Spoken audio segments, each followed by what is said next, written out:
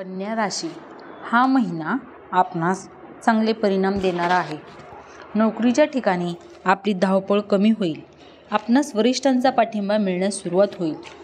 आपणास आवडीचे पद मिळू शकते, मात्र त्यासाठी आपणास भरपूर प्रयत्नसुद्धा करावे लागतील.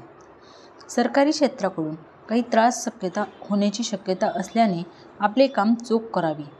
व्यापाऱ्यांनी सरकारी योजनेविरोधात कोणतेही कार्य करू नये, अन्यथा त्यांना नोटीस बजावली जाऊ शकते.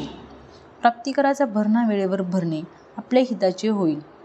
विवाहित व्यक्ती जोडीदाराशी संबंध सुधारण्यावर लक्ष केंद्रित करतील, परंतु त्यांना आपल्या रागावर नियंत्रण ठेवावे लागेल, अन्यथा समस्या निर्माण होऊ शकते. प्रणयी जीवनासाठी हा महिना अनुकूल आहे. आपण आपल्या प्रेमिकेची ओळख कुटुंबियांना करून देऊ शकता. सुरुवातीस एखादी समस्या निर्माण होईल, परंतु नंतर सर्वजण तिचा स्वीकार करू शकतील.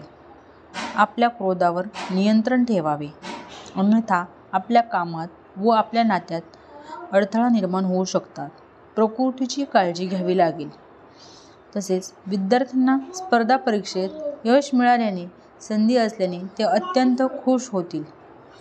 या महिन्याचा दुसरा व चौथा आठवडा प्रवासास अनुकूल आहे.